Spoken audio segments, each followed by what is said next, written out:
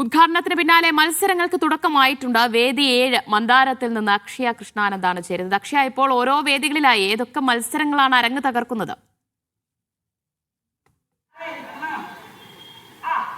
ദിവ്യ, അരങ്ങുണർന്നു കഴിഞ്ഞിരിക്കുന്നു. ഇനി കൗമാരക്കലയുടെ പൂരമാണ് തൃശ്ശൂരിൽ. ഞാനിപ്പോൾ ഉള്ളത് വേദി 1 മന്ദാരത്തിലാണ്. ഇവിടെ ഹൈസ്കൂൾ വിഭാഗം വിദ്യാർത്ഥികളുടെ ചാക്യാർകൂത്ത് മത്സരമാണ് പുരോഗമിച്ചുകൊണ്ടിരിക്കുകയാണ്. ഉദ്ഘാടനം കഴിഞ്ഞതോടുകൂടി എല്ലാ വേദികളും ഉണർന്നിട്ടുണ്ട്. വേദി 1 സൂര്യകാന്തിയിൽ, പ്രധാന വേദിയായ സൂര്യകാന്തിയിൽ ഇന്ന് ആദ്യത്തെ മത്സരം മോഹിനിയാട്ട മത്സരമാണ്. അതിനുശേഷം ഈ കലോത്സവത്തിലെ ഏറ്റവും കളർഫുൾ ഐറ്റമായിട്ടുള്ള സംഘനൃത്ത മത്സരവും ആരംഭിക്കും. അങ്ങനെയാണ് ഇന്നത്തെ പ്രധാന മത്സരങ്ങൾ. ചാക്യാർകൂത്തുണ്ട്, മാത്രമല്ല ഒപ്പനയുണ്ട്, അറബനമുട്ടുണ്ട് തുടങ്ങി എല്ലാ തരത്തിലുള്ള മത്സരങ്ങളും ഇന്ന് തൊട്ട് ഈ തൃശ്ശൂരിലെ ശക്തന്റെ മണ്ണിൽ തുടങ്ങുകയാണ്. കലോത്സവ പൂരത്തിന് തിരി തെളിഞ്ഞു കഴിഞ്ഞു. ഈ ചാക്യാർകൂത്ത് മത്സരത്തിൽ സ്വർണ്ണക്കൊള്ളയടക്കമുള്ള രാഷ്ട്രീയ കാര്യങ്ങളൊക്കെ തന്നെ ചർച്ചയായി പോകുന്നുണ്ട്. നേരത്തെ നമ്മൾ കണ്ട ഒരു ചാക്യാർകൂത്തിനകത്താണ് ദൈവതുല്യൻ എന്ന ഒരു പദം ഉപയോഗിക്കുകയുണ്ടായി.